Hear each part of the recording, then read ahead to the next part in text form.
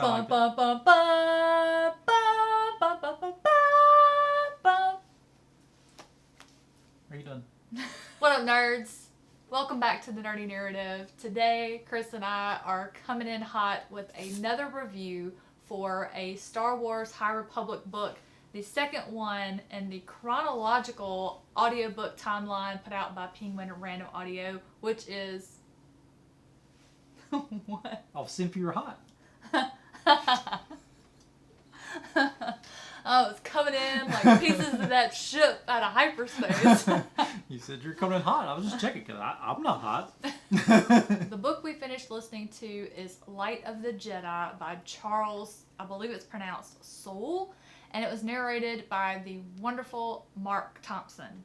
Unfortunately, spoiler alert, Mark Thompson could not save this book for me.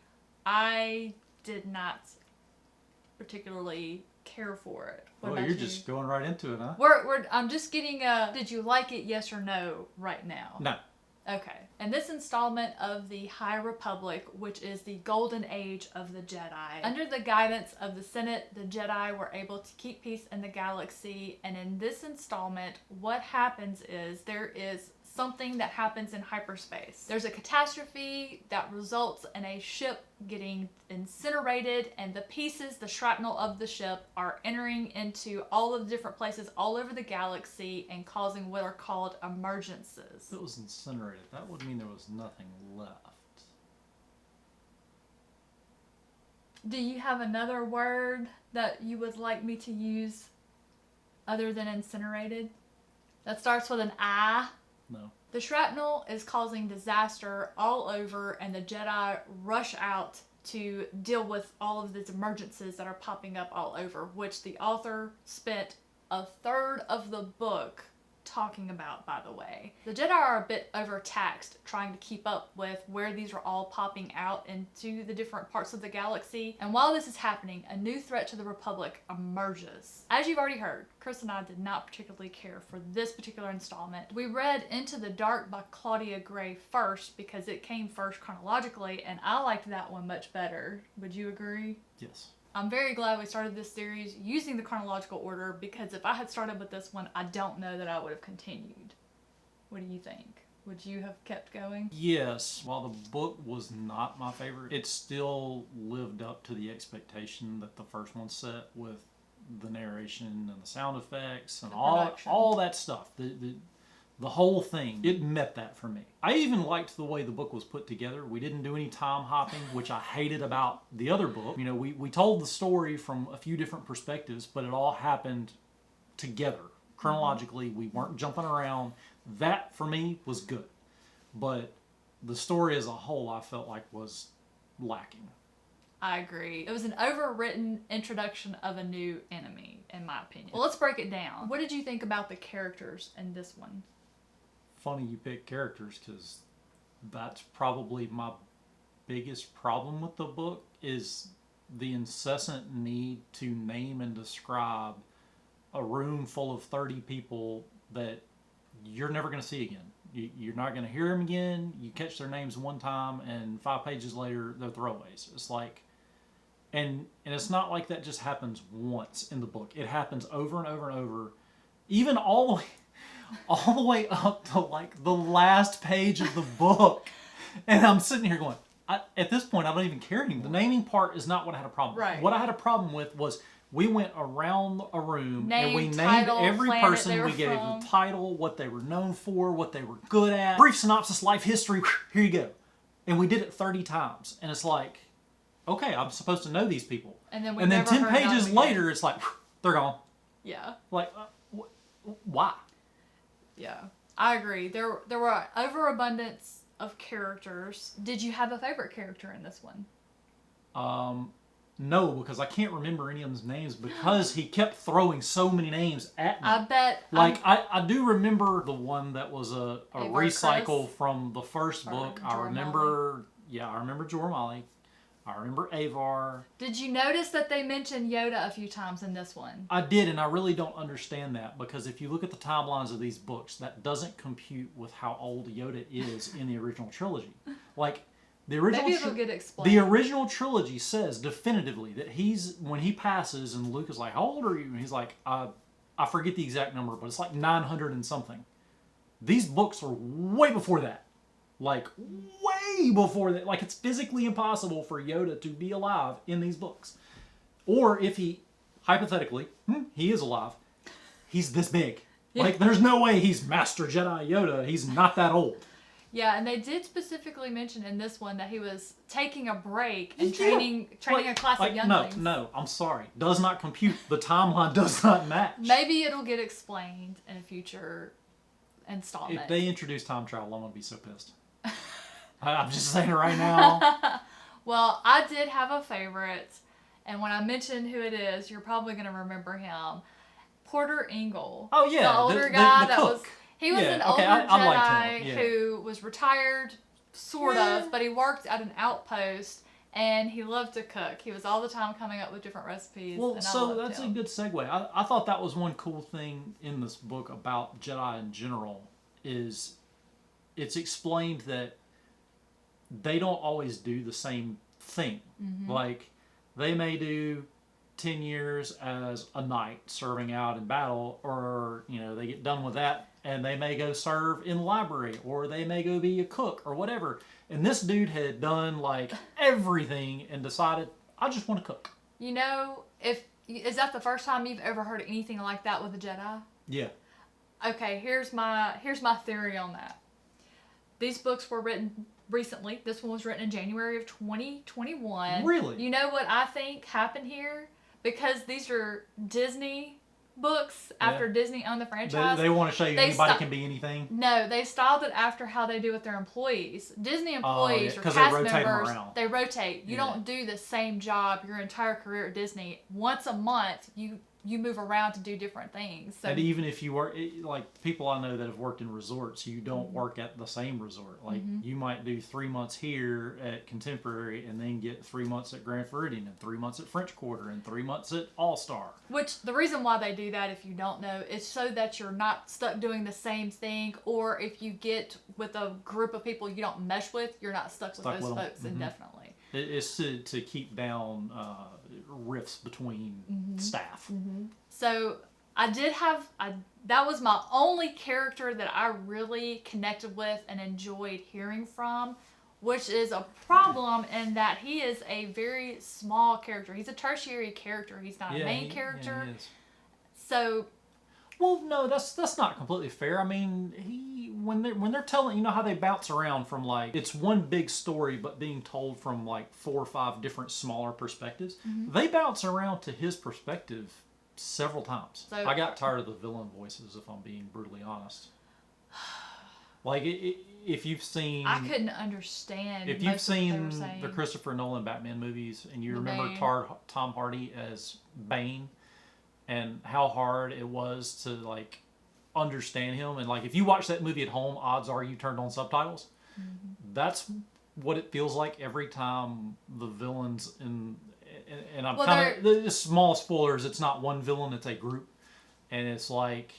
They all talk this way, and it's like... But they wear gas masks. It becomes very challenging to listen to some... Not all of them, but... Most of them are very hard to understand. They wear gas masks because they use different types of gases to do different things. And so they're talking through gas masks, and the narrator... Well, it's not the narrator's fault. They put a special effect, much like they did Tom Hardy, to make it sound, like a synthesizer robotic kind of thing. And it's challenging. Yeah, I couldn't really understand a lot of what they were saying when they were doing those voices, so I didn't like that at all. Moving on from characters, atmosphere. You've already mentioned that you would keep reading this series because of the production value and the atmosphere. So as far as atmosphere, I was still 100% pleased with it. It still felt like space, which I enjoyed. It still had all of the familiar still feels Star very Star Wars. Warsy. You get the spaceships and the lasers and the lightsabers and all that. Yeah, all that stuff is there. Okay.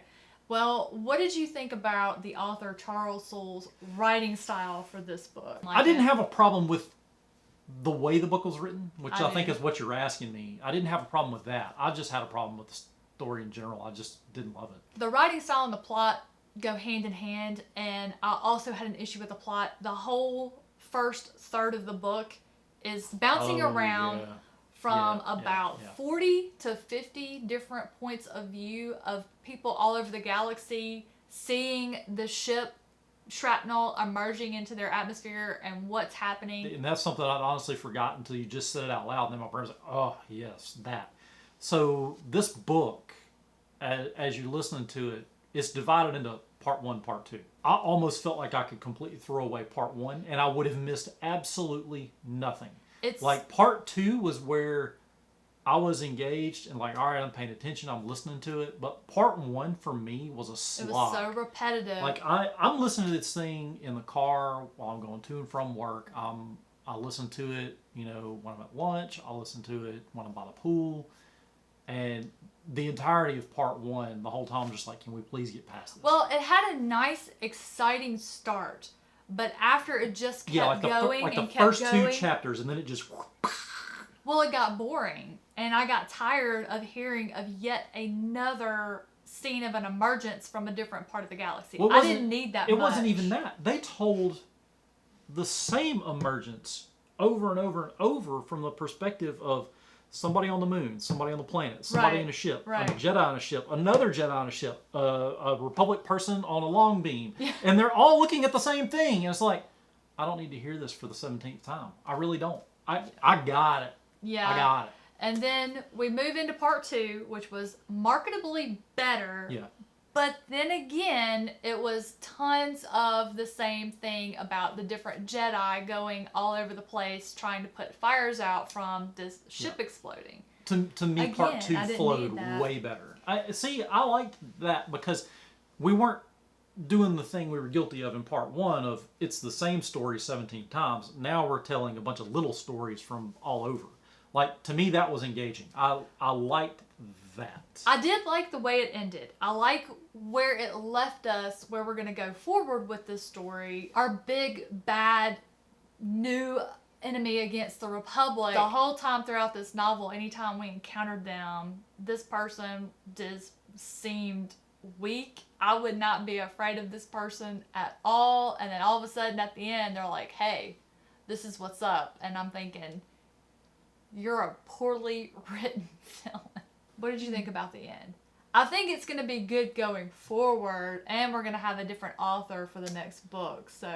I don't really have any feelings one way or the other about the ending, other than I was happy to be done with it and ready to just go to the next book. Like, it didn't do anything for me. I didn't feel any kind of way. Yeah. I think I had reached overload by that point, and I was just ready to be done with it. There were probably 2 different times I thought we were at the end of the book. Yeah.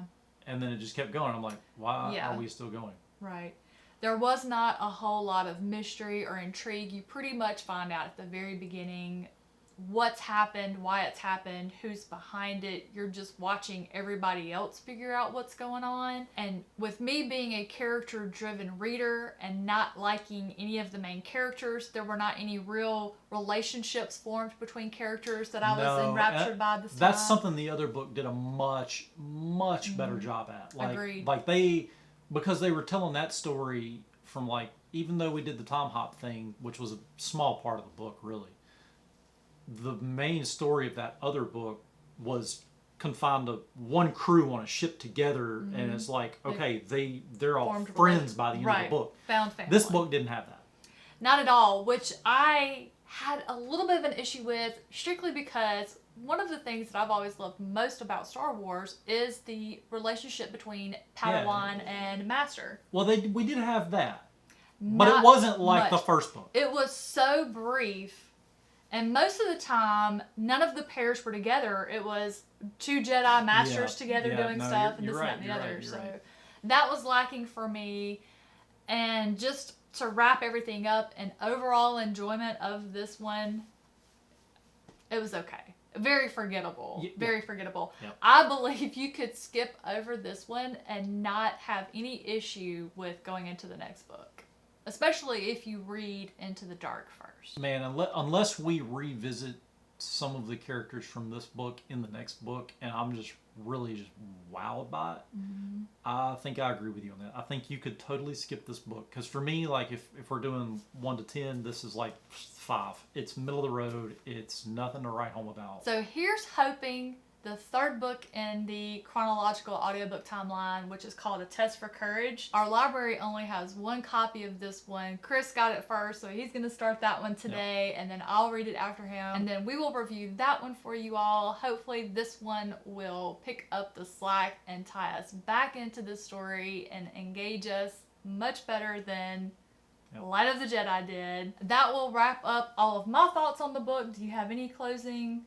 That's it. Got it all out. I think we've said everything that needs to be said. All right. We're letting that book go. We're going to refresh the slate, wipe it clean, get ready for A Test for Courage. We hope you enjoyed listening to our review for the second book in the Star Wars High Republic. Hope you're looking forward to hearing what we think about the third one. I know I am excited to see. It's a new author. I've got high hope. Thank you so much for joining us here today. I hope you enjoyed it. Have a fantastic rest of your day, and we'll catch you in the next one.